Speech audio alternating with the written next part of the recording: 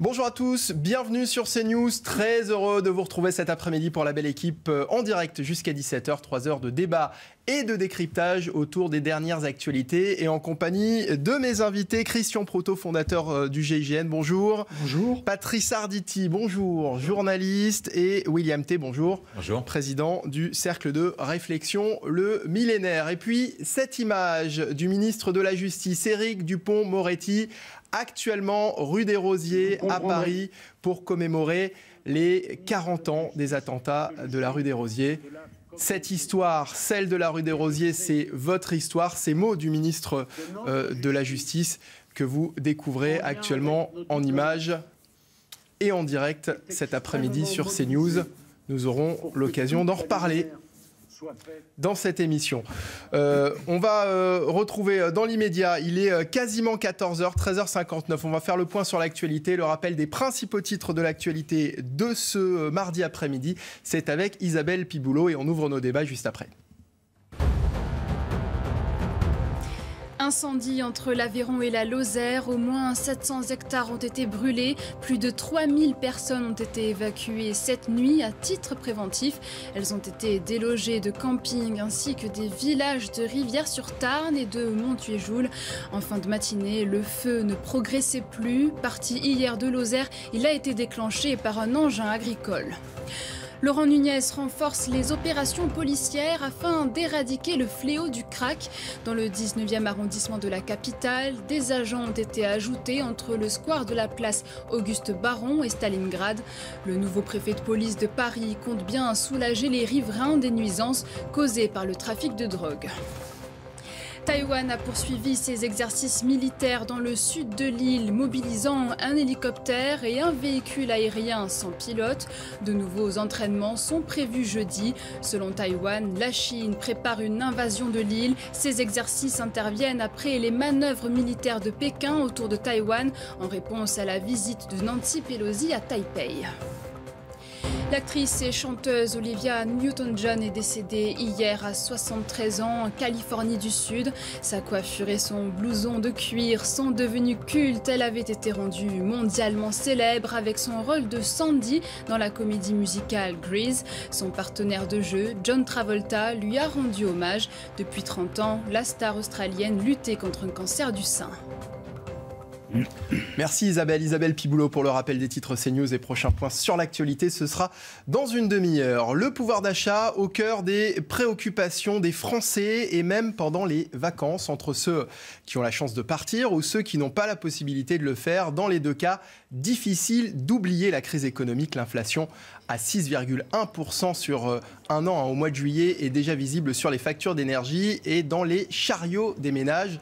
Cette inflation se retrouve aussi dans les cuisines des restaurants comme pour les particuliers dans les supermarchés. La viande, le poisson, le beurre, l'huile ou encore les légumes coûtent de plus en plus cher aux professionnels et du coup c'est l'addition qui est plus salée. Alors comment les Français s'organisent cet été? Y a-t-il des sacrifices à faire pour les Français en cette période estivale? William T. Je ne suis pas sûr qu'il faille parler de sacrifice, c'est plutôt un ajustement de façon conjoncturelle. Mais pour comprendre la question de l'inflation, il faut comprendre les causes en fait, de l'inflation qui reposent sur deux phénomènes. Le premier point, c'est qu'en fait, on a un retour de l'inflation dû égard à la reprise des économies au redémarrage après la crise sanitaire. Et donc, du coup, il ne faut pas se tromper. C'est-à-dire que ce n'est pas une crise de demande qui provoque l'inflation, c'est une crise d'offre. C'est-à-dire qu'on ne produit pas assez. Et donc, comme il n'y a pas assez de produits en circulation, les produits augmentent mécaniquement. Et donc, du coup, pour répondre à la crise d'offre et pour répondre à la crise d'inflation, il faut faire en sorte que l'économie mondiale et la production mondiale redémarrent. Et quand vous aurez plus de produits en circulation, mécaniquement, l'offre sera supérieure à la demande et les produits vont baisser. Mais pour cela, il faut adopter une politique qui est claire. Est-ce que la Chine va pouvoir permettre de redémarrer l'économie mondiale dans la mesure où ils font face à la crise sanitaire et qu'ils ne vont pas vraisemblablement redémarrer au plus tôt? Les États-Unis font face à leurs propres problématiques. Donc je pense que la stratégie doit venir de l'Union européenne pour encourager les entreprises à produire davantage. Ça repose sur deux leviers, le fait de relocaliser une partie de nos activités et deuxième point, faire un choc d'offres pour encourager les entreprises à produire. Si vous encouragez les entreprises à produire, d'une part, vous allez augmenter notre PIB et donc du coup notre richesse nationale. On ne se posera pas la question de la taxation, mais comment on fait pour produire plus et comme on produit plus, les Français gagnent plus et donc du coup on battra l'inflation comme ça. Patrice Arditi, il y a des ajustements à faire pour les Français, peut-être moins de sorties, peut-être moins de restos en ce moment, cette période de vacances?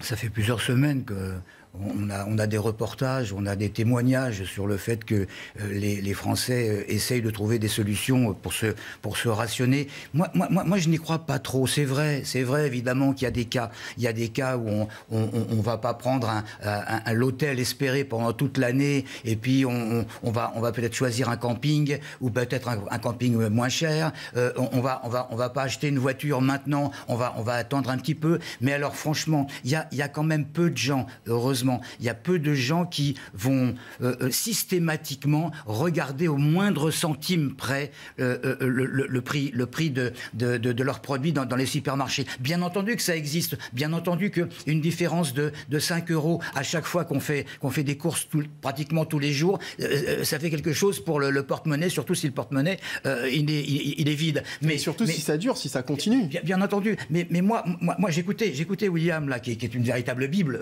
sur ce sujet, et d'autres d'ailleurs, cher ami, mais les Français, ils comprennent pas ce genre de choses. Ce qu'ils veulent, c'est qu'on leur dise gentiment, bah voilà, là, il y a un problème, ça va coûter plus cher pendant 3 mois, et puis après, on fait le nécessaire pour que ça redevienne comme avant, voire que ce sera encore moins qu'avant. C'est du concret, uniquement du concret, ce que les Français recherchent. Christian Proutot. Moi, je rejoindrais Patrice s'il n'y avait pas ce problème que l'impact, bien évidemment, il ne se fait pas forcément sur les gens dont ils pensent, comme nous tous, qu'ils ont un revenu suffisant dans lequel ces 6% impactent sans impacter trop fort. Je pense à ceux, déjà, pour lesquels déjà vivre avant, c'était difficile et qui, du coup, pour maintenant, vivre est encore plus difficile. Je voudrais rappeler un chiffre. Il est annoncé qu'en gros, un Français sur 2 prend une semaine de vacances l'été, ce qui n'est pas beaucoup. Il faut quand même se dire que on fait partie des gens qui ont cette chance de pouvoir prendre quelques jours de vacances, et c'est pas le cas de tout le monde. Ça, c'est le premier aspect. Et pour répondre sur la mécanique infernale qu'évoquait William, il faut se dire qu'il y a une chose qui est importante également, c'est la spéculation autour de la supposée rareté. C'est-à-dire qu'il y a des gens qui jouent là-dessus. Et il y a les marchés qui jouent sur le côté inflationniste et sur le problème de la situation internationale pour spéculer sur la rareté et la créer artificiellement. Donc le temps, effectivement, toute la mécanique de l'offre et la demande se remette en place, il y aura tout l'aspect production qui va revenir, et peut-être qu'à un moment, on va revenir à des chiffres normaux. Alors notre journaliste Mickaël Chailloux se trouve actuellement à Pouliguen en Loire-Atlantique. Il est en compagnie d'Alexandre Thiebaud du Café Jules. Bonjour monsieur. Bonjour monsieur. Bonjour, bienvenue sur le port du Pouliguen. Le Pouliguen, pardon, j'ai dit Pouliguen. Le Pouliguen en Loire-Atlantique, vous avez vu. Le Pouliguen, là, vous allez fâcher Pascal Pro parce qu'il est en vacances ici, donc faites gaffe. Hein. Mais moi, vous avez tout de suite compris que j'étais pas du coin. Ah, c'est ça, ouais. L'inflation, monsieur Thiebaud, dont je parlais il y a quelques secondes, elle est visible sur la carte au sein de votre établissement déjà ? Alors, nous, on a mis 1 mois et demi à 2 mois à refaire nos cartes courant avril. Tous les fournisseurs nous ont annoncé des augmentations, nous ont même annoncé déjà depuis le début de l'année que ça allait fortement augmenter. Donc nous, on a appliqué des petites augmentations de tarifs entre 3 et 5% sur toutes les lignes de notre carte. Mais là, on voit que même en faisant ça, on n'y arrive pas, quoi. Ça veut dire qu'il va y avoir Ça veut dire qu'il va y avoir un autre réajustement prochainement ? Écoutez, on change nos cartes 2 fois par an. Ouais. On fait une carte d'hiver et une carte d'été. Donc pour l'hiver, on va réajuster encore quelques prix. On a beaucoup d'augmentation de prix encore sur les huiles. Il y a les farines, le riz qui va vachement augmenter. Donc on attend toutes les infos de nos fournisseurs et puis on fera les changements en temps voulu. Comment les clients réagissent ? Les clients réagissent... Ils réagissent pas forcément parce que là, nos augmentations de tarifs sont presque $1. C'est 30, 40 centimes ou 50 centimes. Donc c'est pas des 5 ou 10 euros par ligne. Donc pour l'instant, c'est $1. C'est encore raisonnable pour le moment. Pour l'instant, c'est encore raisonnable. Mais là, clairement, quand on voit même le prix du litre de crème, on est à plus de 4 euros, alors qu'avant la crise d'Ukraine, on était à moins de 2 euros. Le beurre, il a plus que doublé. Le cabillaud, il a doublé. Le saumon, pareil, il a presque doublé aussi. En plus, nous, on fait que des produits frais et que du fait maison. Donc nous, tout ce qui est produits frais, on se prend des claques à chaque semaine. Alors, conséquence, vous venez de le dire, hein, de la hausse des matières premières. Est-ce que certains n'en profitent pas aussi un peu dans le domaine de la restauration? Est-ce que certains n'en profitent pas pour augmenter peut-être? Alors vous me disiez, vous, c'était quelques centimes, mais on peut voir aussi que, par moment des augmentations plus importantes. Je ne sais pas trop ce qui se passe chez les autres. Si je peux prendre mon exemple, on a créé plusieurs lignes sur notre carte où on ne met pas de tarif en fait. On met voire serveur et selon arrivage. Par exemple sur la viande rouge, parce qu'on travaille de la race à viande française. Donc là, les cours, ils sont exponentiels. Sur la pêche du moment, c'est pareil, on n'a pas de prix, on marque selon arrivage. Et selon ce qu'on achète, voilà, on fait notre fiche technique. Et là, après, on établit un tarif. Mais on dit le prix devant le client, en fait. Vous donnez le prix sur quelques lignes. Devant le client. Est-ce que vous êtes inquiet pour la suite, Monsieur Thibault? Non. Vous savez, quand on a vécu, quand on a vécu 10 ans de confinement, 10 ans de fermeture administrative, parce que nous étions des lieux non essentiels, vous savez, c'est pas une petite inflation qui va nous faire peur. Mais par contre, c'est une gestion de bon père de famille. On a acheté une balance, on pèse toutes nos livraisons, on pèse en cuisine tout ce qu'on met, on respecte à la lettre nos fiches techniques, on gère en bon père de famille. Voilà. Donc, cette crise ne se ressent pas pour le moment, en tous les cas, sur le nombre de couverts par rapport à l'été dernier, par exemple? Si, mais je ne sais pas si c'est l'inflation. À mon avis, il y a un peu d'inflation, il y a aussi beaucoup de canicules. On a perdu beaucoup de couverts le midi à cause de la chaleur. Et puis l'effet confinement passé, voilà, les gens sont revenus dans les restaurants depuis maintenant 9-8 mois. Donc toute cette euphorie qu'on a eue l'année dernière est passée en fait. Mais c'est vrai que sur juillet, on a perdu beaucoup de couverts entre midi et 15h. Merci beaucoup Alexandre Thibault du Café Jules avec plaisir. À Pouliguen, c'est ça, hein? Là je l'ai bien dit. Le Café Jules au Pouliguen. Au Pouliguen. Merci beaucoup. Et pour information, je suis aussi vice-président de l'UMIH 44. D'accord, très bien. Eh bien, écoutez, merci en tout cas d'avoir été avec nous cet après-midi. Bon, vos réactions... Il fait beau, il fait chaud, venez en vacances. Il fait beau, il fait chaud. On arrive. Vos réactions en plateau, Patrice Arditi. Bon, pour le moment... C'est ce que je disais.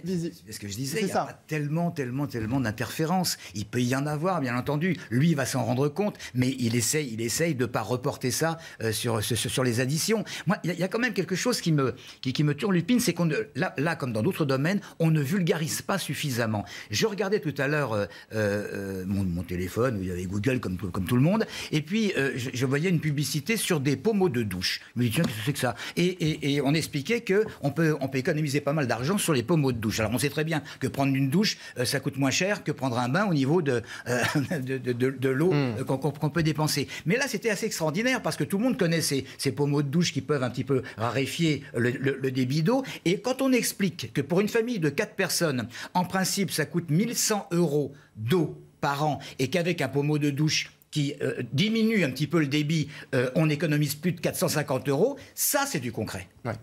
Alors, je le disais en tout début d'émission, ce mardi, nous commémorons les 40 ans des attentats de la rue des Rosiers à Paris. Le ministre de la Justice, Éric Dupond-Moretti, a pris la parole il y a quelques minutes. Vous découvrez actuellement sur ces images. Je vous propose de l'écouter, puis un petit mot en plateau avec mes invités juste après. À l'heure où les discours radicaux prospèrent dans notre pays, nous devons être vigilants à la banalisation du mal. Il n'y a rien de pire qu'une âme habituée, a écrit Charles Péguy. 40 ans plus tard, un triste constat s'impose. L'antisémitisme, cette bête immonde, n'est pas morte.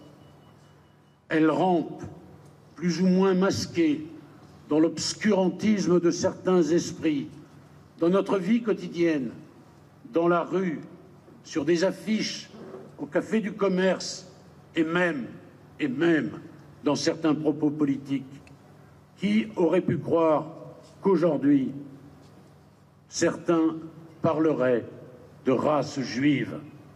Voilà Éric Dupond-Moretti depuis la rue des Rosiers, 40 ans après les attentats qui avaient frappé le magasin de Joe Goldenberg. Vos réactions en plateau, Christian Proto, après ces mots du ministre de la Justice?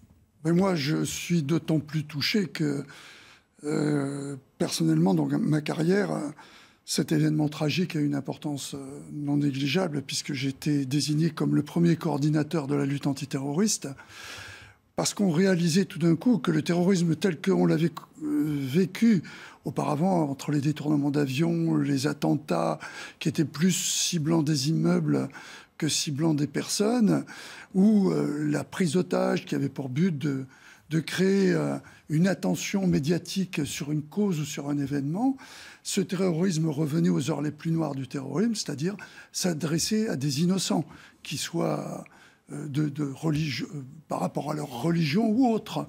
Il ne faut pas oublier qu'au Bataclan, il n'y a pas de problème de religion. C'est le terrorisme pur et dur qui attaquait des Français. Là, c'était spécifiquement ciblant un quartier particulier de Paris. Une communauté particulière.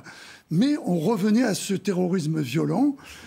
Et bien évidemment, l'état des lieux que j'ai pu faire à ce moment-là, pour vous donner le chemin, sur le terrorisme tel qu'on l'approchait, c'était un épiphénomène, le terrorisme. Il y avait en France, toutes forces confondues, quand j'ai voulu faire cette coordination, 30 personnes qui étaient en charge du renseignement sur le terrorisme.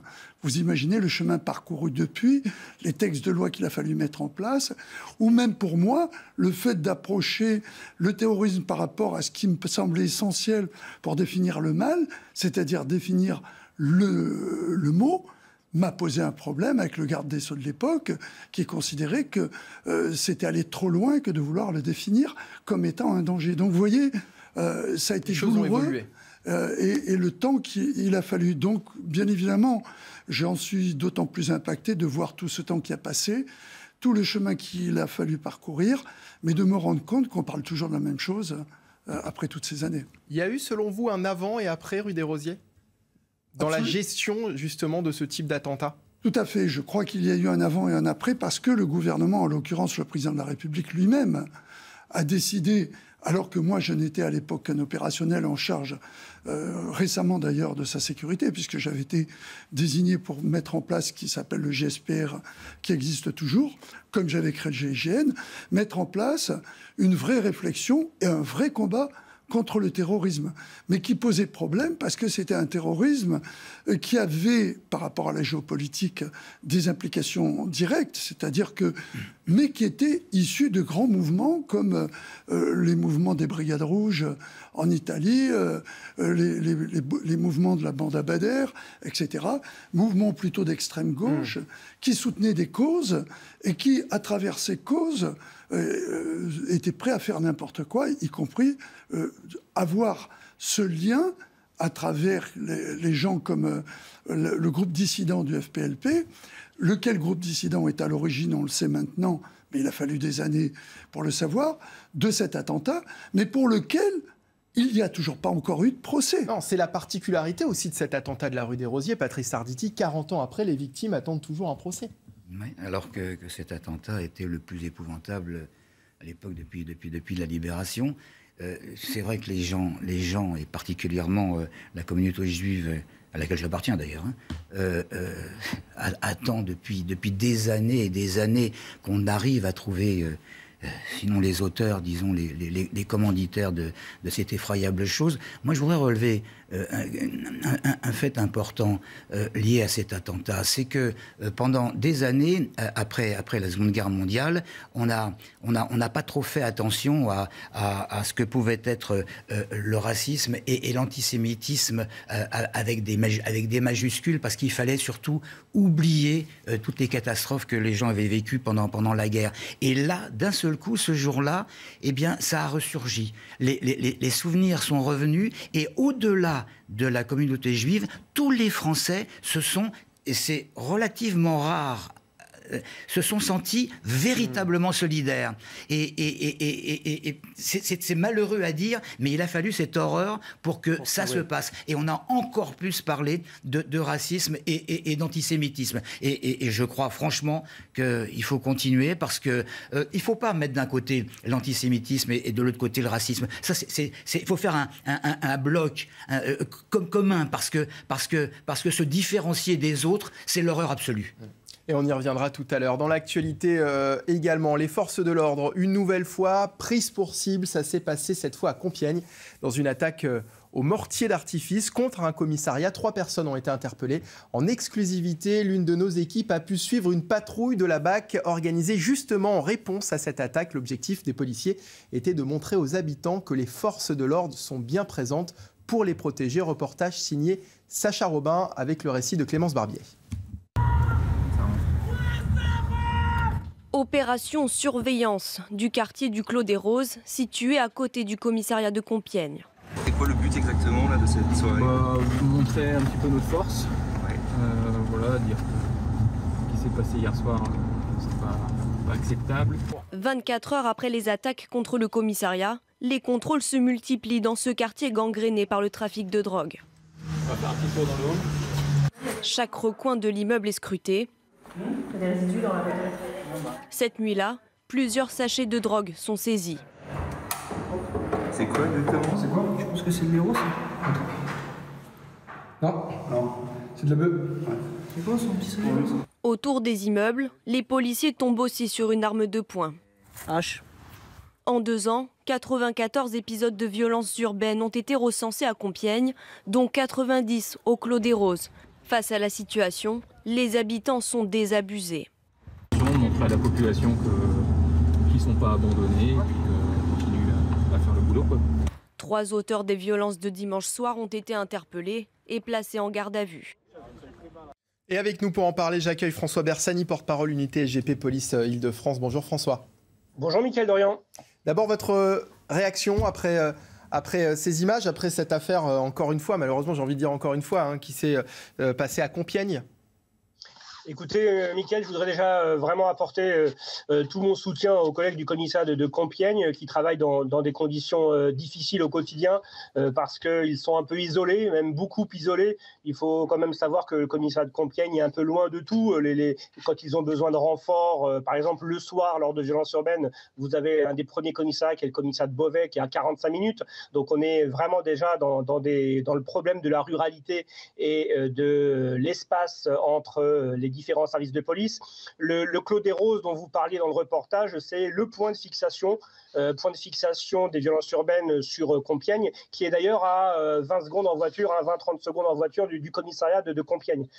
L'attaque au mortier, c'était la première de l'année 2022, mais quotidiennement, quasiment, il y a des violences urbaines dans ce quartier. Alors, c'est des jets de projectiles, ça peut être des voitures incendiées, mais au niveau, en effet, de l'attaque du commissariat, c'était la première fois. Et aujourd'hui, on paye en fait les politiques publiques successives qui ont complètement déshabillé au niveau de la police nationale ce commissariat de Compiègne, mais qui n'est pas le seul. Mais il faut que vous sachiez quand même, ça va vous paraître peut-être surprenant à l'heure où le ministre de l'Intérieur annonce des renforts d'effectifs à gauche, à droite. Mais Compiègne, la nuit, en brigade de nuit, vous avez 2 véhicules de police secours, donc on va dire 2 voitures de 3 policiers, plus un véhicule de la brigade anti-criminalité. Donc vous avez moins de 10 policiers la nuit, toutes les nuits, sur Compiègne. Alors quand il y a comme ça des pics de violence urbaine, on rameute des effectifs d'autres commissariats de l'Oise, mais on paye là aussi la gestion ressources humaines de la police nationale. Pourtant, le maire de Compiègne, M. Marini, le directeur départemental de la police, crie des appels au secours pour renforcer ce commissariat. Il manque au bas mot entre 10 et 20 policiers à Compiègne pour pouvoir assumer toute leur mission quotidienne. Donc aujourd'hui, c'est un vrai problème, surtout que ce département teste les nouvelles DDPN, les directions départementales de la police nationale, qui sont censées sauver le soldat Ryan. On constate que cette nouvelle forme de direction de DDPN ne règle pas grand-chose en fait. François, je vous entends quand vous parlez notamment de ce quartier sensible, du Clos des Roses. Après, j'ai envie de vous dire, on est à Compiègne, on n'est pas non plus dans les quartiers nord de Marseille, dont on va d'ailleurs parler tout à l'heure. Est-ce que ces problèmes ne sont pas en train de s'étendre finalement ? Oui, Mickaël Dorian, parce qu'en fait, la nature, elle a horreur du vide. Donc, quand l'espace public a l'habitude d'être occupé par des délinquants ou par des bandes qui se livrent au trafic de stupéfiants et qu'ils ont pris l'habitude de ne voir un ou deux véhicules de police la nuit entre 21h et 6h, sachant qu'il n'y a pas que Compiègne qui dépend du commissariat de Compiègne et qu'il n'y a pas que le quartier du Clos des Roses, et forcément, les délinquants se sont accaparés le quartier. Et l'autre soir, quand il y a eu une reprise du quartier tentée avec des interpellations, puisqu'il y a eu 3 personnes interpellées de mémoire, tout d'un coup, ces délinquants défendent leur territoire et ont tendu un guet-apens. Il faut savoir que c'était un véritable guet-apens qui a été tendu aux policiers de Compiègne après le tir au mortier, puisqu'ils les attendaient dans ce fameux quartier pour attenter à leur intégrité physique. Donc là, on est sur vraiment la technique du guet-apens classique que nous déplorons et pour lesquels, pour l'instant, la réponse pénale reste ferme parce que le délit de guet-apens n'est jamais criminalisé comme il devrait l'être au sens du code pénal. La police dit, on l'a vu dans le sujet de Sacha Robin et Clémence Barbier, dit vouloir montrer que les forces de l'ordre sont là. À qui s'adresse ce message finalement? Aux délinquants ou plutôt aux habitants pour les rassurer? C'est un discours global, c'est-à-dire que même avec peu, quand je vous dis, voilà, avec moins de 10 policiers la nuit, ces policiers nationaux du commissariat de Compiègne, ils ont chevillé au corps la vocation et surtout le pourquoi de leur intégration dans la police nationale il y a 5, 10, 15, 20 ans. C'était pour protéger, c'était pour servir, c'était pour secourir. Ce sont des gardiens de la paix. Et donc, même dans des conditions en mode dégradé, comme c'est le cas, avec une baisse d'effectifs et un soutien de l'État qui est jugé faible sur ce secteur, ils continuent. Ils vont interpeller, la preuve. Ils ne baissent pas les bras, ces policiers de Compiègne. Et la population doit être fière en fait de ces policiers qui, jour après jour, comme la marée, reviennent. Mais ils font ce qu'ils peuvent avec les moyens du bord. Et le discours s'adresse aux citoyens, en effet, qui sont la majorité, mais silencieuse de ce quartier, mais aussi à la minorité, la minorité hurlante, qui est la minorité délinquante de ce quartier. Et c'est aussi un message aux élus, c'est-à-dire que suite aux élections présidentielles et législatives, pour l'instant, ils ne voient pas changer la donne. Les effectifs, c'est pas toujours la panacée. Il y a d'autres méthodes aussi qui doivent être cumulées. Mais quand vous avez un commissariat qui est en déflation d'effectifs et avec 2 véhicules de police secours la nuit, vous pouvez pas faire de miracle, Mickaël. William T, rapidement, on le voit, ces bandes cherchent clairement à occuper le terrain. Oui. Comment faire pour les en empêcher ? Il y a 2 sujets, je vais essayer d'être très très rapide. Je pense que le premier point sur la question des trafics de drogue, il faut mettre en place, comme ce qu'ont fait les États-Unis d'Amérique ou la Colombie contre Pablo Escobar ou les États-Unis contre les mafieux, il faut mettre en place tout un système, c'est-à-dire qu'on mettait toute une cellule pour lutter contre ces trafics-là. Et l'objectif, c'est de donner carte blanche et illimitée pour lutter contre tous ces trafics. Parce que pourquoi est-ce que je parle de carte blanche? Parce qu'eux, ils sont bien entourés. Ils vont connaître toutes les vices de procédure pour, en gros, passer entre les mailles du filet, pour attaquer les procédures sur les policiers, etc. Donc, il faut mettre en place des cellules spécialisées. Ensuite, deuxième point, c'est qu'il faut reprendre la conquête du territoire. Moi, je repose ça sur 3 principes. Reconquérir le territoire, détruire le territoire en question, puis ensuite, après, le reconstruire avec une politique éducative, économique, sociale et même sociétale. François, vous restez avec nous? Oui. On va parler dans un instant de Marseille, juste après la pub. On marque une courte pause. La belle équipe revient juste après, toujours en direct sur CNews avec nos invités. À tout de suite. De retour sur CNews, toujours en direct pour la belle équipe en compagnie de Christian Proto, William T et Patrice Arditi. La suite de nos débats dans un instant. On va revenir sur la situation de Marseille où Gérald Darmanin était hier pour accueillir 65 nouveaux gardiens de la paix. On va revenir sur la situation dans les quartiers nord de Marseille en compagnie aussi de François Bersani qui est toujours avec nous. Mais d'abord, il est 14h30. Il est l'heure de retrouver Isabelle Piboulot pour le rappel des principaux titres de l'actualité de ce mardi après-midi. C'est à vous Isabelle. L'antisémitisme, cette bête immonde, n'est pas morte. Ce sont les mots du garde des Sceaux qui appellent à rester vigilant. Éric Dupond-Moretti est venu commémorer les 40 ans de l'attentat de la rue des Rosiers à Paris. Le 9 août 1982, un commando attaque le restaurant Joe Goldenberg en plein quartier juif. Bilan 6 morts et 22 blessés. À ce jour, seul un suspect a été incarcéré. Rodéo urbain à Pontoise, le suspect écroué hier. Il a été mis en examen pour blessure involontaire ayant entraîné une incapacité totale de travail supérieure à 3 mois, aggravée par un délit de fuite et un manquement à des obligations de sécurité. L'homme de 18 ans a reconnu avoir grièvement blessé avec une moto 2 enfants vendredi. Le pronostic vital de la fillette de 7 ans est toujours engagé. Et enfin, de bonnes nouvelles du beluga égaré dans la Seine. Son état de santé s'est légèrement amélioré et l'opération d'extraction sera tentée ce soir. Elle s'annonce hors du commun. Les berges près de l'écluse de Saint-Pierre-la-Garenne ne sont pas accessibles aux véhicules. Tout doit être transporté à la main. La priorité est de remettre le cétacé de 800 kg dans l'eau de mer. Impressionnant, hein, ce beluga au milieu de la Seine. On espère qu'il va survivre à cette opération parce que visiblement, c'est pas gagné. Revenons à présent sur la situation de Marseille où Gérald Darmanin était hier pour accueillir 65 nouveaux gardiens de la paix. Il y a 3 mois environ, Jean-Marc Morandini et les équipes de CNews avaient investi la cité phocéenne à la suite de l'éruption dans l'actualité d'affaires de squat et d'agression. Vous vous souvenez certainement de ces images de quasi-guerre civile dans la cité Calistée des quartiers nord de Marseille. Des membres de la communauté nigérienne y ont semé la terreur de longs mois. Ils ont été évacués en mai dernier. Quentin Grébel s'y est rendu. Écoute, regardez. C'était le 13 mai 2022. Welcome to the dark side, bienvenue dans la face obscure. Jean-Marc Morandini, en visite dans la cité Calistée de Marseille, recueille le témoignage d'une femme dont l'appartement a été incendié après une tentative de squat par des membres de la communauté nigériane.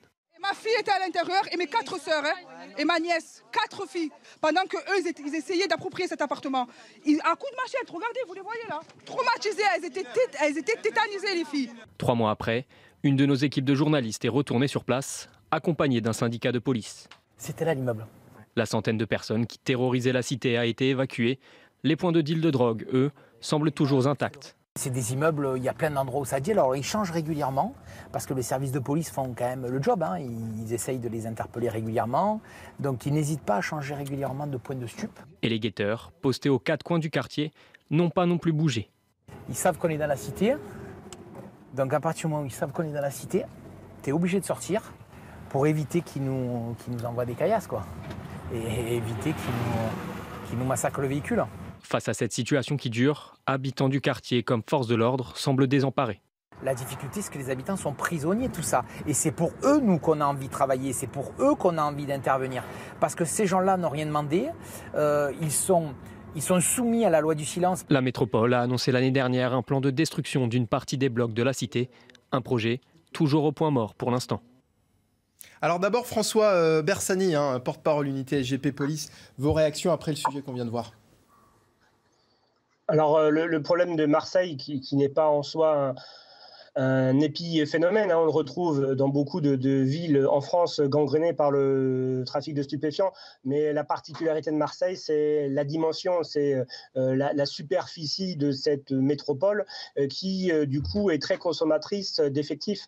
Vous évoquiez tout à l'heure l'arrivée de 65 nouveaux gardiens de la paix, c'était une promesse du ministre et puis aussi du président de la République lors de sa venue en grande pompe à Marseille, mais l'annonce était de 300 policiers, il en manque toujours 100 aujourd'hui. Et puis, pour investir ces quartiers, ça demande en effet une présence constante. Parce que si vous y projetez pendant 15 jours une compagnie républicaine de sécurité, ce qui se fait souvent pour essayer de nettoyer la zone après des reportages ou après des venues d'hommes politiques, eh bien, comme je vous disais tout à l'heure, la nature a horreur du vide. Donc en fait, il faut des effectifs pérennes, il faut des opérations quotidiennes. Les policiers sont toujours aussi motivés sur l'agglomération marseillaise. Il y a y a vraiment une résilience qui fait que tous les jours, ils remettent le métier sur l'ouvrage, mais c'est très consommateur d'effectifs, d'énergie. Et en plus, il faut derrière des politiques publiques, puisque la police, ce n'est pas une réponse policière seule qui va régler le problème non seulement du trafic de stupéfiants, mais aussi de la délinquance sur ces quartiers marseillais. Il y a bien sûr le volet justice avec une répression ferme à chaque fois que des auteurs de trafic de stupes sont interpellés. Il y a aussi la question de l'aménagement urbain. Déjà, l'aménagement urbain pour permettre aux policiers d'intervenir et de patrouiller en véhicule partout. Il y a encore des zones parfois où il est compliqué de circuler en véhicule. On en a eu l'illustration ce week-end sur les faits de Pontoise où la police ne pouvait pas intervenir en véhicule là où a lieu le rodéo dramatique. Donc, c'est toute une pléthore de sujets qui sont mêlés dans le trafic de stupéfiants, avec bien sûr, vous le savez aussi, l'aspect, on va dire, diplomatie, avec la pression qui doit être faite sur les pays exportateurs, parce qu'aujourd'hui en France, on essaye de régler le problème au bout de la chaîne une fois que les stupéfiants sont vendus sur le territoire français. Mais avant d'arriver sur le territoire, vu que nous ne sommes pas un pays producteur, il faut essayer aussi de l'autre côté de régler le problème avec les pays exportateurs bien identifiés, que l'on connaît, avec lesquels on a des accords économiques. Sauf que pour l'instant, la mise sous pression ne semble pas avoir porté ses fruits. Donc là, c'est un travail diplomatique. Et Madame Colonna, ça pourrait être dans sa liste de courses de la rentrée, parce que Monsieur Darmanin, qui a déjà fait une tournée sur les pays, par exemple, du Maghreb, producteurs de cannabis, lui, c'est un ministre de l'Intérieur, pas de l'extérieur. Donc, il serait bon que ce soit une politique globale du gouvernement. Le trafic de stupéfiants, aujourd'hui, il a pris tellement de place que si on veut tenter de le diminuer, parce que l'éradiquer complètement, c'est une vue de l'esprit, mais en tout cas de faire que la vie des habitants soit vivable, si on peut dire, eh bien, il faut que tout le monde retrousse les manches. Alors, depuis 3 mois, depuis que les membres de la communauté nigérienne ont été évacués, le quotidien des habitants de ce quartier, de cette cité, s'est-il amélioré? Écoutez Sophia, qui vit dans la cité Calisté à Marseille.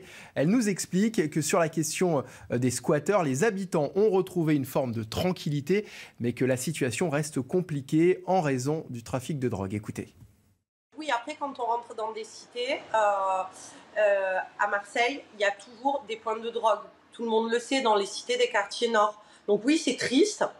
Oui, c'est choquant, mais c'est une réalité. Donc oui, il y a toujours des points de drogue. En revanche, comme il y a eu l'évacuation et l'expulsion de tous les fauteurs de troubles et tout... des migrants et des gens qui occupaient, qui squattaient les logements.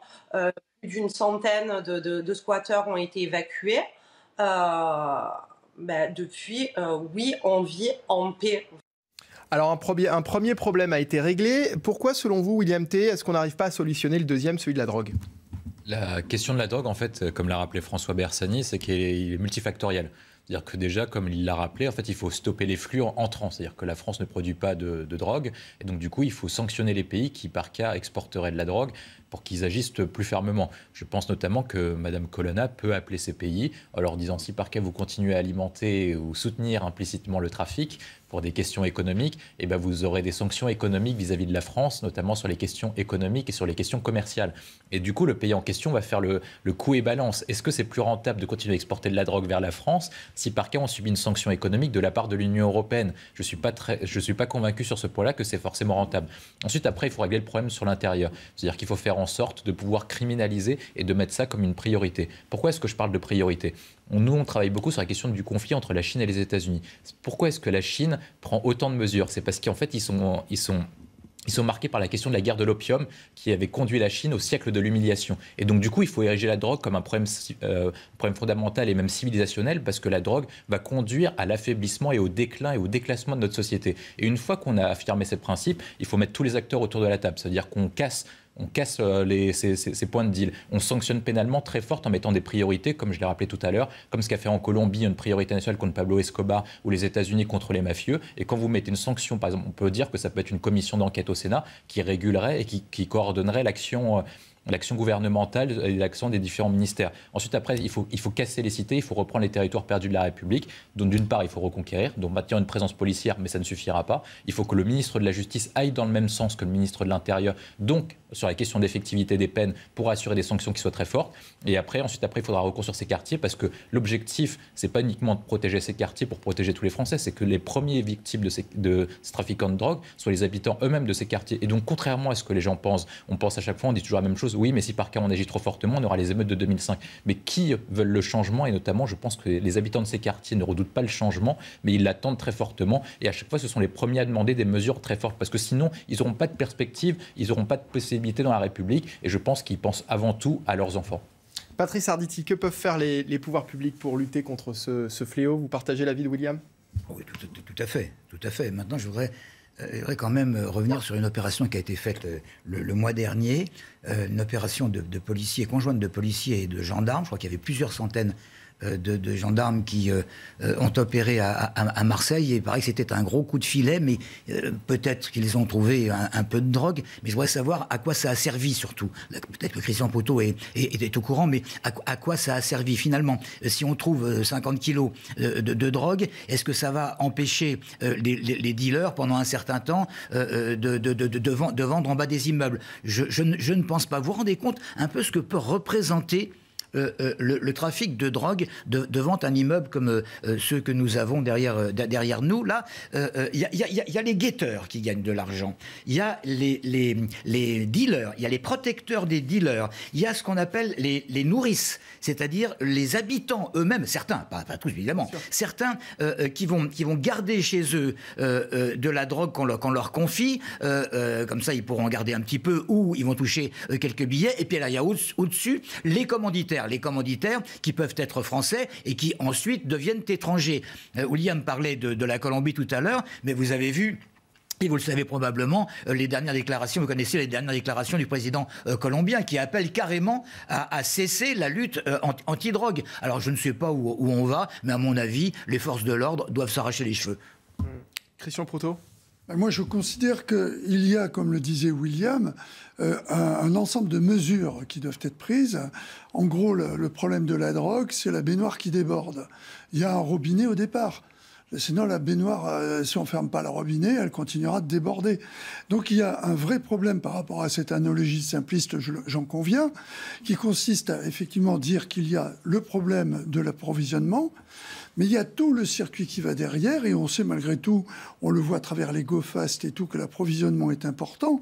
Si on fait le calcul de tout ce qui est pris en une année, je ne l'ai pas en tête, à travers la lutte contre la drogue, en quantitatif, c'est énorme. Mais c'est la partie visible de l'iceberg. Et toute cette partie non visible de l'iceberg est en train de détruire une certaine partie de la population. Et c'est là-dessus qu'il faut intervenir. Et on a eu, il faut quand même le reconnaître, au niveau de la drogue, depuis des années, une certaine complaisance, considérant presque, en gros, que c'était récréatif, faisant des comparaisons avec le vin, avec d'autres plaisirs, sans mesurer que c'est un psychotrope. Bien sûr, et puis pour reprendre ce que vous dites, c'est vrai que ça touche toute une partie de la population. Patrice Arditi nous parlait de toute cette économie qui était créée autour de ça dans ces cités. Ça représente 10 à 15% de ces cités, de ces quartiers qui vivent du trafic de drogue. On sait qu'il y a énormément d'habitants qui vivent là et qui sont malheureusement les principales victimes de ce fléau. Oui, mais enfin, il y a un désœuvrement des jeunes gens. Il y a un désœuvrement des jeunes gens qui est en grande partie lié au chômage.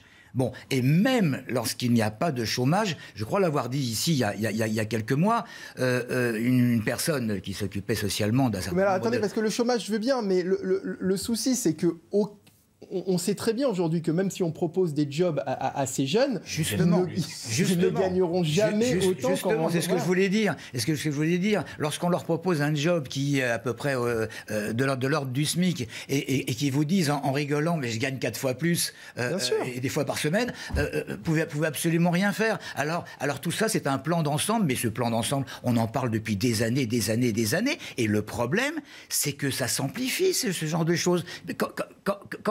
Je ne sais pas quand ça va pouvoir cesser. Cela dit, il faut quand même pas exagérer. Lorsqu'on regarde, il y a un Martien qui arriverait et qui écouterait notre chaîne, il se dirait mais c'est une catastrophe Marseille. Il faut quand même pas exagérer. J'ai beau être parisien, Marseille est une ville dans laquelle il fait très très bon vivre. Là, on parle de certains quartiers de Marseille, comme il y a des quartiers comme ça en région parisienne également, bien évidemment. François Bersani, quand on entend Patrice Arditi, Christian Proto, on a l'impression qu'il y a finalement un sentiment d'impuissance de la part des pouvoirs publics, impuissance également finalement de la part des forces de l'ordre aussi. Quand on voit ces descentes de police qui finalement n'aboutissent pas à grand-chose régulièrement, des descentes qui sont faites régulièrement dans ces cités. Écoutez, pour l'instant, c'est vrai qu'on peut avoir le sentiment de vider l'océan avec une petite cuillère, mais bon, déjà, toutes les petites cuillères qui sont vidées, c'est ça de moins. Christian le disait très bien quand il parle de la partie émergée de l'iceberg. Quand les ministères nous donnent le nombre de tonnes saisies, il faut se dire qu'il faut multiplier le chiffre par 10, 20, 50 pour avoir véritablement les quantités qui sont importées.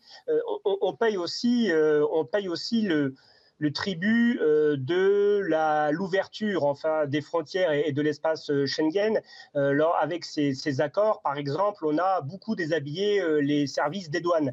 Les services de douane qui, auparavant, arrivaient à contrôler les marchandises. Aujourd'hui, vous avez un nombre de containers ridicule qui est passé au crible dans les 3 plus grands ports de France, que ce soit Le Havre ou que ce soit Marseille, par exemple.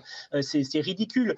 Pourquoi? Parce qu'il faudrait des effectifs pour scanner avec des portiques dédiés les conteneurs. Il faut des effectifs derrière aussi pour pouvoir limiter l'arrivée. Il faut savoir que la drogue, elle n'arrive pas par le Saint-Esprit, elle n'arrive pas par avion, elle arrive le plus souvent dans des conteneurs par bateau.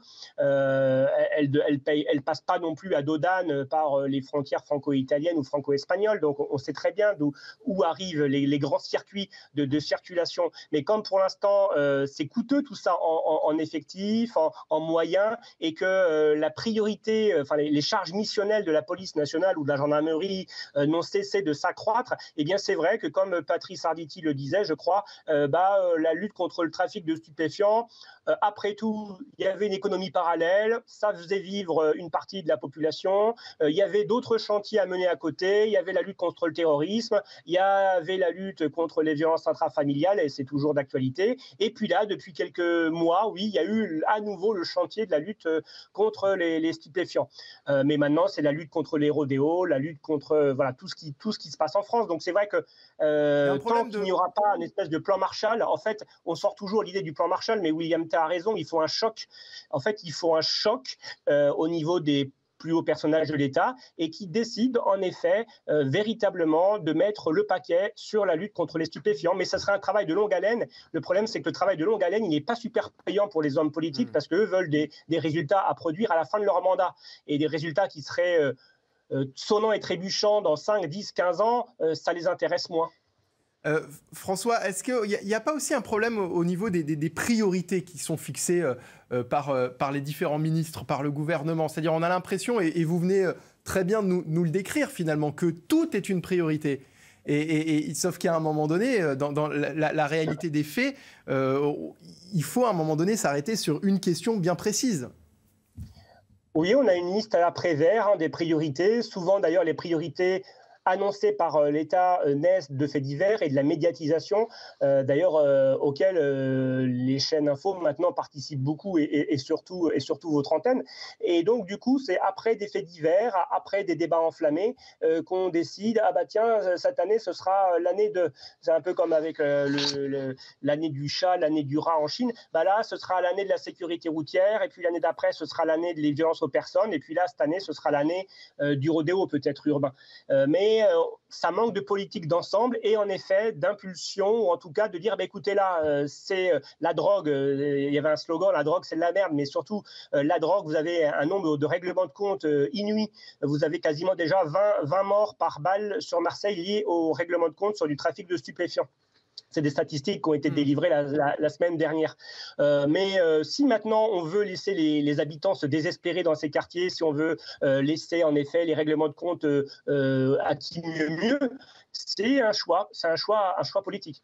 C'est vrai, on a l'impression qu'on est les spécialistes pour entamer des chantiers et pour ne pas aller au bout finalement. Le chantier de la drogue, le chantier des rodéos. C'est un petit peu comme les rues de Paris en ce moment. Vous avez remarqué, il y a des chantiers un petit peu partout qui ont démarré mais qui ne se terminent jamais. Vous connaissez l'analogie de la peau de chagrin. Christian Proto. Vous connaissez l'analogie de la peau de chagrin. Non, je vous écoute. La peau de chagrin, c'est une image populaire pour expliquer que lorsqu'on a une couverture qui est trop petite, il faut faire le choix le soir quand on dort, c'est la peau de chagrin, pour se la mettre sur les pieds ou sur les épaules. Sinon, on a froid aux pieds, on a trop... Eh bien, le principe de ce que l'on fait actuellement, c'est en fonction de nos effectifs. Nos effectifs, c'est la peau de chagrin. Alors, on déplace la tension en fonction des événements et en particulier les missions, en fonction de cette peau de chagrin, c'est-à-dire on fait au mieux avec ce que l'on a. Et on en revient avec notre cheval de bataille, avec François Bersani, c'est le problème des effectifs. Prenez une image toute bête par rapport aux militaires. Les militaires mettent des sentinelles. Les sentinelles, quand on a un dispositif, c'est celui qui vous donne l'alerte qu'il y a un problème. On n'a plus de sentinelles. On n'a plus de gens qui sont dans les zones, les quartiers, et qui savent ce qui s'y passe. Et on voit, c'est très bien ce reportage sur cette patrouille, mais c'est une patrouille, et quand elle sera rentrée, il n'y aura plus personne dans le quartier. Alors bien sûr, c'est « dormez en paix, braves gens, nous veillons sur vous ». Mais le lendemain, quand il y a un problème, la patrouille en question, elle est ailleurs, c'est la peau de chagrin. Oui, sauf qu'à Compiègne, cette attaque de commissariat est née d'abord d'une patrouille de police. Une patrouille qui était dans ces quartiers-là, dans le quartier du Clos des Roses, et qui s'est faite caillasser. Et en rentrant au commissariat, quelques minutes après, c'est le commissariat qui s'est fait caillasser. Sauf que François l'a rappelé tout à l'heure, Compiègne avait trouvé des événements comme ceux-là également par rapport au commissariat, du fait de l'action contre la drogue dans les quartiers. Et déjà, il y a presque un an, le maire avait demandé des renforts. Donc on est vraiment face à cette problématique que le temps qu'on remette à niveau l'ensemble de nos personnels, l'ensemble des dossiers qui sont tous considérés comme des dossiers prioritaires, et c'est logique, eh bien, on fait le tour des dossiers prioritaires en fonction de l'acuité de l'actualité. William T. Je pense qu'il faut dessiner des priorités et savoir ce qu'on souhaite faire. Je pense que ce qui marche, notamment dans les autres pays, c'est de savoir ce qu'on veut faire et fixer des priorités. Je pense qu'il y a deux soucis, c'est que mais si on fixe des priorités sur tout, il n'y a plus de priorités. Mais justement, moi je vais y arriver sur la question des priorités. Je pense qu'il y a deux soucis majeurs, c'est la question de l'apparition du quinquennat et donc du coup du temps court en politique qui nous oblige à avoir des résultats et réagir à l'émotion. C'est-à-dire que Darmanin, dès qu'il y a un fait divers, comme il ne veut pas apparaître comme un ministre inactif, il est obligé de dire que c'est une priorité nationale. Je crois qu'on avait déjà eu cette discussion avec François Bersani, mais il y a une priorité qui a changé tous les 3 mois. Un jour, c'était les violences faites aux femmes, un jour, c'était les violences intraconjugales, etc. Et il change tous les 3 mois, donc c'est impossible en fait de fixer un cap aux policiers. Et après, deuxième point, c'est qu'il n'y a pas d'évaluation des politiques publiques. C'est-à-dire qu'on ne décide pas de mettre en place des comités d'évaluation en disant telle politique a bien marché ou pas. Et donc, du coup, il n'y a pas des questions de responsabilité. On a passé une culture d'irresponsabilité auquel on balance une déclaration, on ne sait pas s'il y aura des mesures ou ce sera suivi des faits, il n'y aura pas de suivi d'ici 6 mois, 1 an. Moi, je pense que le sujet essentiel, c'est de définir quels sont les 3 grands caps. Et en particulier sur la question du ministère de l'Intérieur et du ministère de la Justice. Je pense que le sujet essentiel, c'est la question de la protection de la civilisation française qui est menacée. Et je pense que quand on prend ces sujets-là, il y a 3 sujets qui émergent. La question des trafics de drogue, la question des territoires perdus de la République et la question du totalitarisme islamique. Pourquoi est-ce que je prends ces 3 sujets-là? Parce que les 3 sujets sont connexes et apparaissent dans les mêmes territoires et auprès des mêmes populations ciblées. Et une fois qu'on agit dessus et qu'on met le paquet dessus, en fait, si on agit sur les 3 leviers, vu qu'ils sont complémentaires, et les 3 objectifs-là, eh ben, on arrivera à éradiquer une partie du problème. Les autres points ne seront pas jugés non prioritaires et non indispensables, mais en tout cas, on doit mettre la priorité dessus et tous les effectifs dessus. Et je pense que François sera d'accord avec moi. Si par cas, les policiers, avec cette trajectoire claire de lutter contre ces 3 objectifs et que le ministère de la Justice, le ministère de l'Intérieur et tous les autres services de l'État, économiques, affaires étrangères, soutenaient les policiers et la justice dans ce sens-là, je pense qu'on aura des résultats plus rapidement, mais au moins on fixera un cap et auquel on arrivera à avoir des solutions à 5 à 10 ans. Alors on a la pub là, donc on va remercier François. Est-ce qu'il peut juste nous dire oui ou non, est-ce qu'il est d'accord avec William, oui ou non? Je peux pas vous dire que je suis toujours d'accord avec William T, mais il a parfaitement synthétisé ma pensée. Merci à lui. Parfait, merci à vous François Bersani, porte-parole unité SGP Police Île-de-France, d'avoir été avec nous cet après-midi. La pub et la suite de la belle équipe dans un instant, toujours en direct sur CNews. À tout de suite. Merci, bon après-midi, au revoir.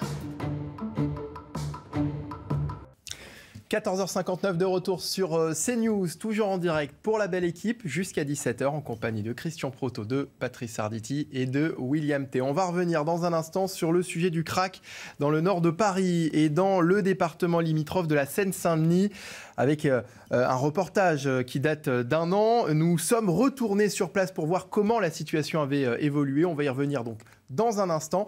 Restez avec nous, il est quasiment 15h, il est l'heure de retrouver le journal, les principaux titres de l'actualité. C'est avec Isabelle Piboulot. Les livraisons de pétrole russe via l'Ukraine interrompues.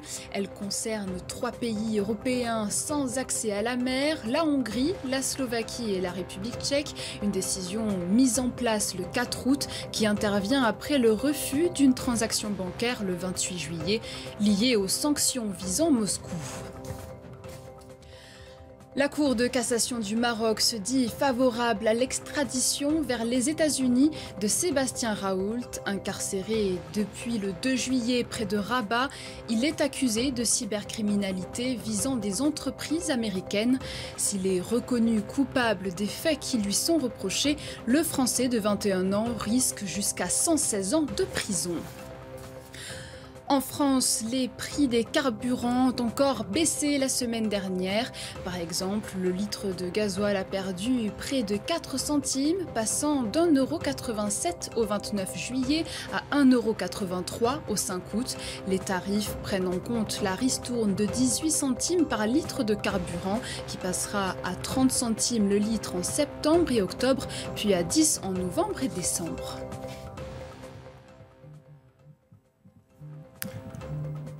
Merci Isabelle, et prochain point sur l'actualité dans une demi-heure sur CNews, toujours en direct. La belle équipe continue et le sujet du crack dans le nord de Paris maintenant, dans le nord de Paris et dans le département limitrophe de la Seine-Saint-Denis. Nous avions fait un reportage il y a un an, nous sommes retournés sur place pour voir comment la situation avait évolué.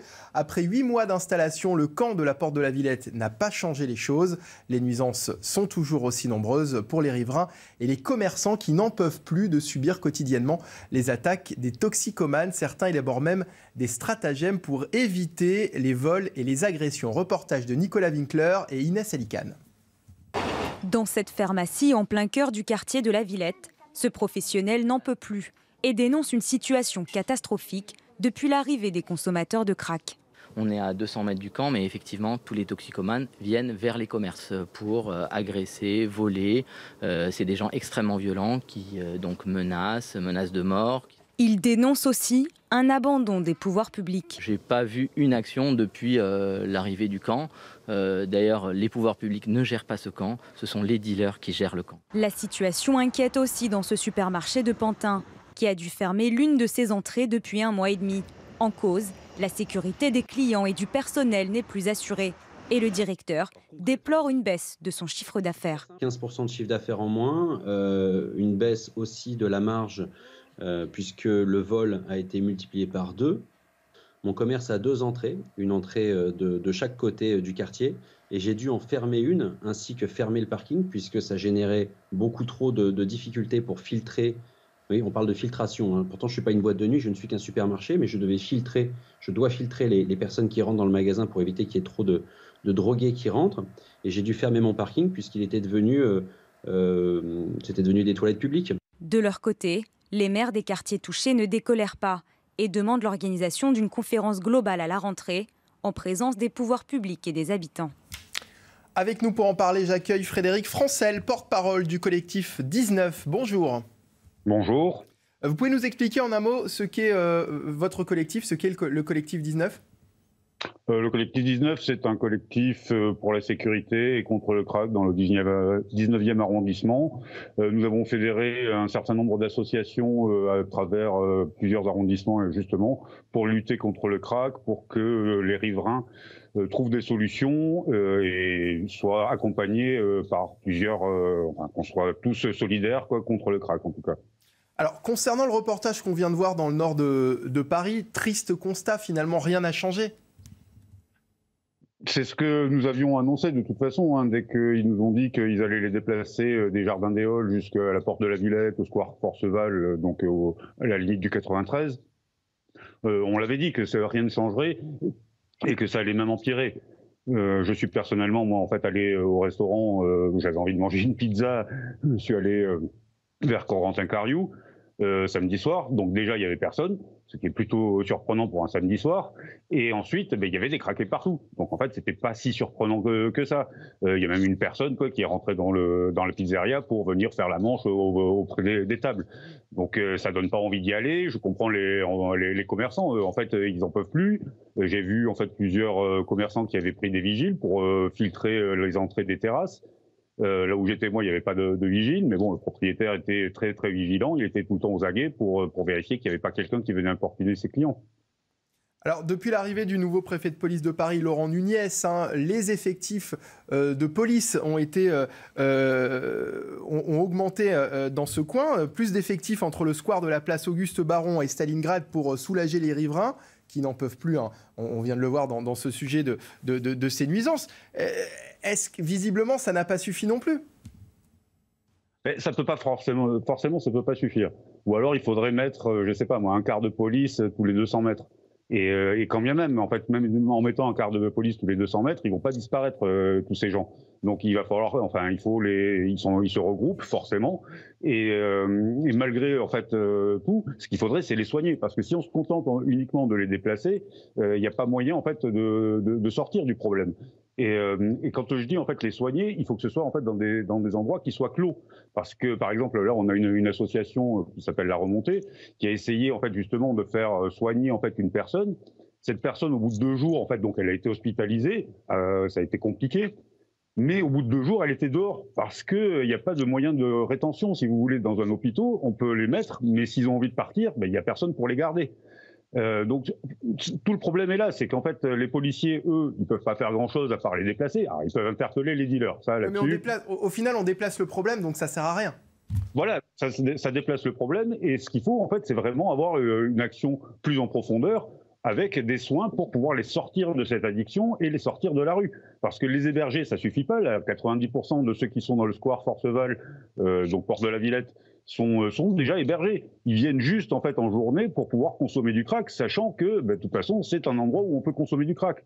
Il y a même en fait une sorte d'attraction touristique, je dirais, nauséabonde. C'est-à-dire que plus ou moins ça se sait en Europe qu'il est possible de fumer du crack à Paris à cet endroit-là, et on voit de plus en plus de personnes qui viennent uniquement pour ça. Donc ça devient une catastrophe, puisque déjà en fait c'est pas géré au niveau sanitaire, ça n'est pas géré au niveau policier, ça n'est pas géré non plus au niveau judiciaire. Donc c'est très compliqué. En fait, ils essayent de faire par petites touches, mais il faut vraiment beaucoup plus accélérer s'ils veulent que dans un an il n'y ait plus de toxicomanes au crack dans Paris. Alors, à vous entendre, pour endiguer le problème, il faudrait donc soigner ces individus. Et pourquoi est-ce qu'on n'arrive pas à les transférer justement dans des centres de soins ? Alors on nous explique que surtout le problème, c'est que c'est une volonté politique que la mairie de Paris, entre autres, n'a pas, et le gouvernement non plus. Ce qu'ils veulent, c'est nous inciter à accepter des salles de consommation où ils vont pouvoir consommer, afin que la scène de crack ne soit plus en fait visible, elle soit plus dans un lieu ouvert, elle soit dans des lieux fermés, un petit peu partout dans Paris.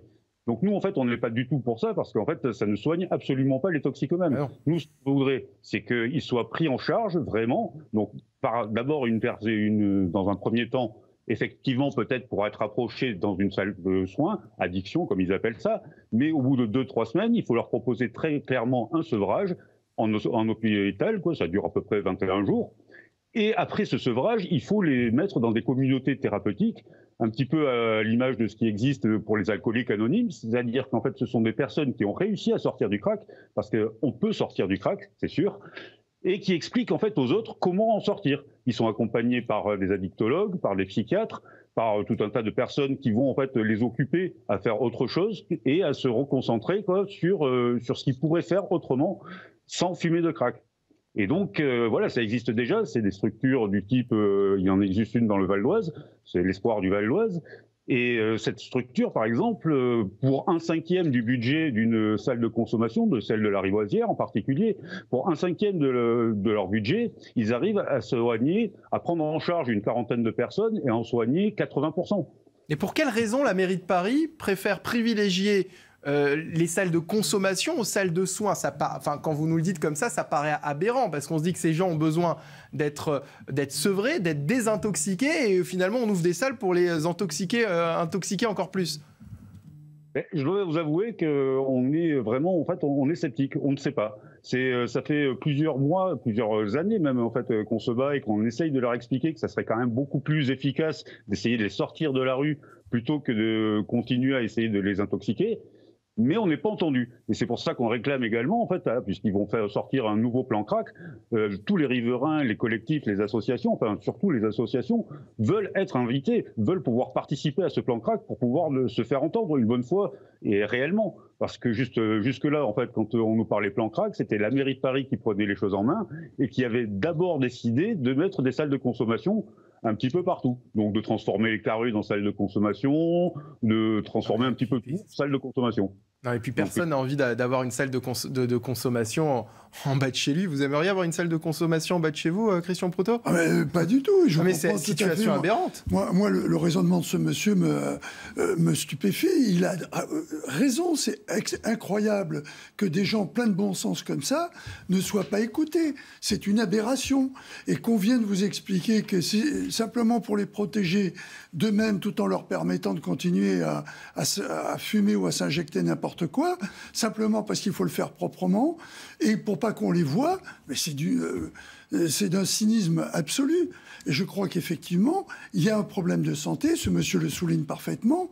Dire que des associations le réussissent, ça veut dire que si l'État prend en main le problème, il doit pouvoir réussir. Puisque ces associations, avec peu de moyens, simplement beaucoup de bonne volonté, y arrivent. Donc j'espère que ces gens-là seront écoutés. Je demeure malgré tout dubitatif, parce que ça fait un moment que vous leur donnez l'opportunité de s'exprimer et qu'apparemment, personne ne les écoute. Ils ne sont pas écoutés, ou les entend. Ça c'est évident. Patrice Arditi. Je vais juste demander à monsieur qui il a exactement comme interlocuteur à la mairie de Paris. Parce que je veux dire, quelle sorte de personnes? Parce que si ce sont des huitièmes couteaux, effectivement, ça ne sert à rien. Ah non, nous avons en fait eu des réunions avec les mairies d'arrondissement, avec la maire de Paris elle-même, hein, ou alors ses adjoints, Madame Souris, Monsieur Grégoire, etc. Mais qu'est-ce qu'on vous répond? Mais qu'est-ce qu'on vous répond lorsque vous arrivez avec votre bon sens et surtout responsable d'un collectif assez important? Et en fait, on nous répond alors ils nous répondent réduction des risques, c'est-à-dire qu'ils répondent totalement à côté en fait du sujet, puisque la réduction des risques concerne particulièrement plutôt les consommateurs d'héroïne, pas ceux de crack. Oui. Donc ils nous parlent réduction des risques et ensuite ils nous expliquent qu'il n'y a pas de comment ils appellent ça, de produits de substitution au crack, et que donc comme il n'y a pas de produits de substitution, on ne peut pas les soigner. Alors que si, le seul produit de substitution qui existe, c'est tout simplement le sevrage. C'est une fois qu'en fait, ils ont compris qu'en arrêtant, parce que plus ils continuent à consommer, et moins ils sont aptes à s'arrêter d'eux-mêmes. Il faut vraiment qu'ils soient pris en charge réellement de façon hospitalière pendant 21 jours, afin que le produit leur sorte du cerveau réellement, et qu'ils n'aient plus envie d'en prendre.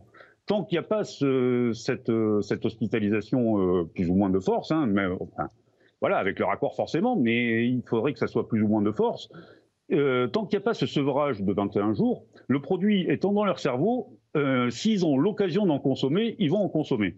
Au bout de ces 21 jours, ils n'auront plus forcément l'envie absolue d'en reprendre. Mais par contre, il faut qu'ils soient accompagnés justement pour faire autre chose. Parce que si on les lâche dans la rue, et qu'on leur donne rien d'autre à faire que de se balader, le premier chose qu'ils vont aller faire, c'est aller consommer. Donc ce qu'il faut ensuite, c'est les accompagner. C'est pour ça qu'en fait les centres thérapeutiques pour lesquels nous militons sont intéressants, c'est que justement ils sont accompagnés par des personnes qui vont donc déjà continuer à leur faire leurs papiers, essayer de les réinsérer par tous les moyens possibles, selon en fait leurs envies aussi et selon leur bagage, parce que la plupart en fait, ont déjà eu des travaux. Alors, Patrice Arditi, rapidement. Juste une dernière petite question là. Je me posais la question en vous écoutant, et effectivement vous êtes plein de bon sens. Comment vous faites pour gérer dans votre collectif les habitants qui doivent en avoir ras-le-bol, qui seraient peut-être un petit peu plus vindicatifs que vous, et qui voudraient peut-être en arriver à vouloir faire justice eux-mêmes?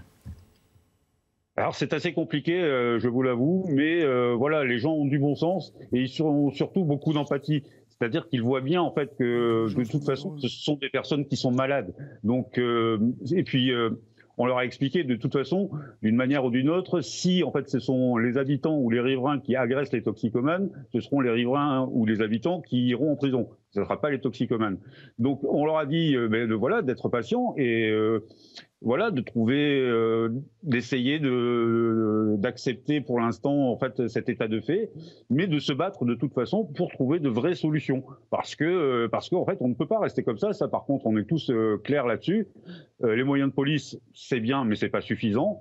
Voilà, c'est très compliqué effectivement de leur demander de pas. Mais bon, enfin les gens sont intelligents en fait, ils n'ont pas envie d'aller en prison. Alors pour en revenir à la non-volonté, parce que c'est ça, hein, je suis désolé, non-volonté de la mairie de Paris d'améliorer les choses, j'ai entendu William T nous dire que c'était un problème idéologique. Oui, moi je pense que c'est un problème idéologique parce qu'en fait, ce qu'attend le gouvernement, c'est d'attendre que la mairie de Paris en fait ouvre des centres de soins au sein de l'arrondissement, enfin au sein de certains arrondissements. Mais le problème, c'est que la mairie de Paris ne veut pas ouvrir certains centres de soins parce que du coup, les personnes et les riverains n'en voudront pas. Et en fait, chacun se renvoie la balle. La mairie de Paris. Alors non, mais parce qu'ils vont préférer avoir des salles de shoot. Non, mais je vais y arriver. Et donc du coup, ça c'est le premier point, c'est que personne n'en veut. Et deuxième point, c'est qu'en fait, il y a une question idéologique. Je pense que la coalition menée par Anne Hidalgo trouve que la consommation de crack, à la différence de certaines personnes, pense que ce n'est pas un problème d'ordre public. Et donc du coup, c'est pas forcément mauvais. Moi, ce qu'on disait tout à l'heure, c'est la question du trafic de drogue. Il y en a certains qui pensent que c'est une question civilisationnelle. C'est-à-dire que la consommation de drogue est mauvaise pour la civilisation dans la mesure où ça va tirer notre jeunesse par le bas. Je pense que la coalition menée par Anne Hidalgo trouve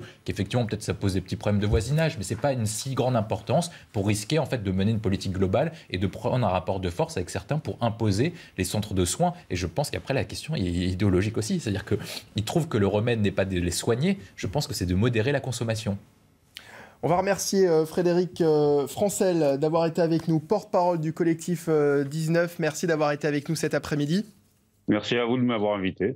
Et on va changer de sujet. C'est un morceau de tweet qui a disparu rapidement du fil Twitter d'Aymeric Caron. Un retweet pour être précis, avec en commentaire BFM TV, chaîne française de propagande israélienne du milliardaire israélien Drahi, qui fait passer Julien Baloul pour un simple habitant de Tel Aviv, alors que c'est un soldat israélien ayant bossé pour I24, chaîne qui appartient aussi à Drahi. Alors je précise qu'on a contacté Aymeric Caron, qui n'a pas voulu réagir sur notre antenne. Je précise aussi qu'il n'est pas l'auteur de ce tweet, mais qu'il l'a partagé et donc d'une certaine manière cautionné un tweet qui s'attaque directement à une chaîne d'information, nos confrères de BFM TV, mettant en cause leur impartialité dans le traitement du conflit entre Israël et Gaza. Alors avec nous pour en parler, on devrait avoir Yonatan Arfi, qui est président du CRIF, le Conseil représentatif des institutions juives de France. Est-ce que Yonatan Arfi est avec nous? Pas encore. On va l'avoir dans un instant. Je voulais avoir vos réactions d'abord sur ce tweet qui a été partagé par Aymeric Caron. Il a ensuite supprimé. Patrice Arditi. Moi, je suis un petit peu embêté. Parce que j'ai connu Aymeric Caron il y a quelques années. C'était un jeune journaliste brillant qui était, comme nous tous d'ailleurs, relativement modéré, et puis il a eu la carrière que nous connaissons tous, et puis il a été exposé aux projecteurs. Et depuis un certain temps, on a l'impression que ce sont les projecteurs qui semblent le plus important dans sa vie. Alors, il y a sa lutte contre ceux qui mangent de la viande. Là, c'est une lutte antisionisme. Je veux dire, il s'est dirigé en politique. Attention, il manque pas d'intelligence. Il est extrêmement intelligent, Aymeric. Très, très, très, très intelligent. Mais franchement, on parlait d'idéologie tout à l'heure. J'ai l'impression qu'il a versé dans une idéologie qui apparemment n'était pas la sienne il y a quelques dizaines d'années. William T. Normalement, ce tweet, il devrait être condamnable. C'est antisémite, ce tweet. Sous couvert d'antisionisme, c'est un tweet antisémite. Ouais. Et ça nous rappelle le moment des années 30 où on faisait des caricatures avec des juifs milliardaires, avec des chapeaux, avec des longs nez, etc. Ça rappelle les pires ombres de l'histoire de France, au jour même où Éric Dupond-Moretti commémore un attentat contre la communauté juive. Alors on peut imaginer qu'il s'est rendu compte de son erreur puisqu'il a ensuite supprimé, mais déjà la volonté de le partager, ça démontre quelque chose. Et puis surtout, ça intervient après une tribune contre Israël, sur le fait qu'Israël mènerait une politique apartheid, et sur les différents propos de Jean-Luc Mélenchon et d'une partie de la France insoumise. C'est vrai, mais j'ai l'impression que c'est plus une conversion idéologique. Je ne pense pas qu'ils sont antisémites, c'est ça le problème. Je veux dire, bon, il a suivi un cheval, si je puis dire, parce qu'il y a quelqu'un qui a probablement écrit le communiqué en question, le tweet en question. Mais, vous ne pensez pas qu'Aymeric Caron est antisémite ? C'est très dur d'accuser quelqu'un d'antisémitisme quand ça n'est pas véritablement figé, je veux dire, comme opinion. Il ne s'est jamais véritablement déclaré comme antisémite. Il ne le ferait pas de toute façon, mais je m'en réfère aux jeunes journalistes que j'ai connus. Il n'avait pas les bases pour être antisémite. Alors, je ne vois pas dans sa vie, dans la suite... Alors, attendez, avant de poursuivre, de donner notamment la parole aussi à Christian Proutot, on va écouter Gilles William Goldanel qui a réagi ce matin sur ce sujet. C'était dans l'heure des pros sur CNews. On l'écoute. Aymeric Caron ne s'est pas trompé de parti, hein. Il ne s'est pas fourvoyé. C'est quelqu'un qui, lorsqu'il était chez Ruquier, il reçoit Alexandre Arcadi qui présente son film sur Ilan Halimi, donc sur le crime d'Ilan Halimi, et il trouve le moyen de comparer le sort d'Ilan Halimi avec les enfants palestiniens. Il faut quand même le faire. Je veux dire qu'il semble avoir plus de compassion pour les moustiques que pour les enfants juifs français, la réalité. Et avec nous, Yonatan Arfi, président du CRIF, le Conseil représentatif des institutions juives de France. Bonjour. Bonjour. Merci d'être avec nous cet après-midi. Un mot sur ce qu'on vient d'écouter, sur les mots de Gilles William Goldanel. Vous partagez ce qui vient d'être dit ?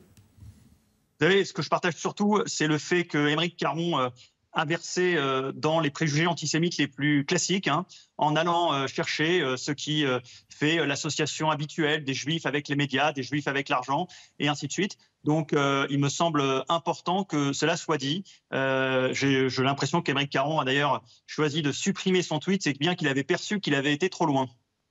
Il a franchi une ligne, selon vous, Aymeric Caron, en partageant ses propos qui... Enfin, s'il a choisi de les partager, c'est d'une certaine façon qu'il les cautionne. Ah, bien sûr, j'imagine que s'il a retweeté, puisque c'est de cela qu'il s'agit, des propos qui sont des propos antisémites, c'est bien que lui-même devait y trouver quelque chose de juste. Alors après, il a eu le bon sens de retirer, de supprimer ce tweet. Tant mieux. Il n'empêche que c'est quand même un révélateur des associations d'idées qu'il y a aujourd'hui dans une partie des têtes de nos concitoyens. C'est-à-dire qu'au fond, les médias seraient contrôlés par les juifs, que les juifs seraient nécessairement liés au sujet d'argent et ainsi de suite. Ce sont ces préjugés-là qui tuent. Ce sont ces préjugés-là qui font qu'aujourd'hui, être juif dans la société française, c'est parfois être une cible. Et aujourd'hui, où nous commémorons les 40 ans de l'attentat de la rue des Rosiers, je crois que c'est évidemment un sujet auquel on doit être particulièrement sensible. Alors, Yonatan Arfi, vous avez parlé d'une partie des Français. Est-ce qu'on peut parler aussi d'une partie de la gauche ? On se souvient, il y a quelques jours, de cette proposition de résolution, proposition de résolution de la NUPES qui visait à qualifier Israël d'État apartheid. Aymeric Caron est député de la France Insoumise. Pourquoi, selon vous, la France Insoumise est-elle autant focalisée aujourd'hui sur ce qui se passe en Israël ? D'abord, vous savez, il y a des courants antisémites qui traversent toute la société française. Il y en a à l'extrême droite, on le sait, mais il y en a aussi à l'extrême gauche. Et en ce moment, ce que nous constatons, c'est une remontée, entre guillemets, une réaffirmation du sujet problématique du rapport aux Juifs au sein d'une partie de la gauche française, et notamment à la France insoumise. Et ce que je constate, c'est que ça se cristallise autour de la question d'Israël, parce que évidemment il y a un sujet clientéliste vis-à-vis de Français que Aymeric Caron et ses acolytes de la France insoumise imaginent être nécessairement penchés du côté des Palestiniens. Il y a donc un jeu d'identification sans doute qui se met en place, mais il y a surtout au fond une association avec le fait juif. Il y a une obsession dans le conflit, dans leur tête vis-à-vis du conflit israélo-palestinien qui est nécessairement lié au fait qu'Israël est le seul État juif. On ne les entend pas sur les sujets des Ouïghours, on ne les entend pas sur le sujet de l'Ukraine, on ne les entend pas sur tout un tas d'endroits dans le monde où il y aurait beaucoup de choses à dire en termes de droits de l'homme. Alors pour revenir au tweet qui a été partagé donc par Aymeric Caron, je rappelle qu'Aymeric Caron a été contacté par les équipes de CNews, qui n'a pas souhaité réagir sur notre antenne, mais il a réagi à nouveau sur Twitter tout à l'heure. Il a dit « Je lis les attaques, mises au point, je condamne et combats absolument toutes les formes d'antisémitisme, ce poison. Je réclame un traitement politique et médiatique équilibré du conflit israélo-palestinien et le respect du droit international, ce n'est pas incompatible. » Jonathan Arfi. Vous savez, tout est dans ce tweet. Quel besoin, quand on dénonce l'antisémitisme, de venir en même temps aller chercher la question du conflit israélo-palestinien. Ce que je souhaite, c'est que chacun puisse affirmer son combat contre l'antisémitisme, contre le racisme, contre toutes les formes de discrimination en France, aujourd'hui, sans aller chercher par ailleurs des sujets à l'étranger liés au conflit israélo-palestinien. Ce tweet, il traduit parfaitement la confusion qu'il y a dans la tête d'une partie de LFI et en particulier chez Aymeric Caron, visiblement. Merci beaucoup, Jonathan Arfi, d'avoir été avec nous cet après-midi. Vous êtes président du CRIF, le Conseil représentatif des institutions juives de France. Pourquoi la France insoumise est-elle autant focalisée sur ces sujets, Christian Proto ? Que la France insoumise puisse se représenter comme les défenseurs de gens opprimés, c'est pas surprenant. Qu'elle le fasse en utilisant le problème israélo-palestinien, c'est pas nouveau. Le problème israélo-palestinien est réel. C'est un problème géopolitique. Et on se rend compte que suivant comment on l'aborde, eh bien, on nuit à la vraie réflexion sur ce problème et à la réalité du problème. Et Aymeric Caron redresse sa position un peu tard, parce que ce qu'il a dit avant n'est pas acceptable. Oui, ce qu'il a tweeté avant n'est pas acceptable. Il redresse sa position un peu tard, mais comme l'a dit Jonathan Arfi, pourquoi mettre toujours en comparaison ? Il parle d'un côté d'antisémitisme et du conflit israélo-palestinien. Quel lien entre les deux, finalement ? William T. C'est parce qu'en fait, la France insoumise, sous couvert d'antisionisme, essaye de devenir le héros de l'islamo-gauchisme pour récupérer les voix des quartiers. Il faut regarder où est-ce que sont élus, notamment les gens comme Aymeric Caron, etc. Et quand vous regardez où est-ce qu'ils sont élus, vous vous ferez une idée de quel électorat ils visent spécifiquement. Et ils pensent qu'en portant ce type de sujet sur la question palestinienne, ils luttent contre les nouveaux opprimés. C'était un rapport de Terra Nova en 2012, quelle majorité électorale pour la gauche. Et en fait, comme les partis de gauche ont perdu la classe moyenne et la classe ouvrière, ils ont substitué cet électorat populaire parce qu'ils appellent le nouveau prolétariat, qui pour eux ce seront les minorités, c'est-à-dire les Français d'origine maghrébine, Afrique subsaharienne et notamment arabe, en pensant notamment qu'ils vont interpeller sur cette question-là. De toute façon, ils n'ont pas de réponse à apporter sur les questions économiques, sociales pour relever leur quartier. Ils n'ont pas de réponse à apporter sur comment on fait pour reprendre le contrôle des territoires perdus de la République. Donc qu'est-ce qui leur reste comme sujet ? C'est la question de l'antisionisme qui est encore plus cristallisante. Et comme c'est un électorat qui ne suit pas la politique, qui est dépolitisé, eh bien, ils sont obligés d'aller encore plus loin à chaque reprise. Et du coup, ils vont encore plus loin dans la radicalité, et un antisionisme qui est déjà condamnable se transforme petit à petit en dérive et en antisémitisme. Ces nombreuses sorties des députés de la France insoumise ne sont-elles pas un caillou dans la chaussure de la NUPES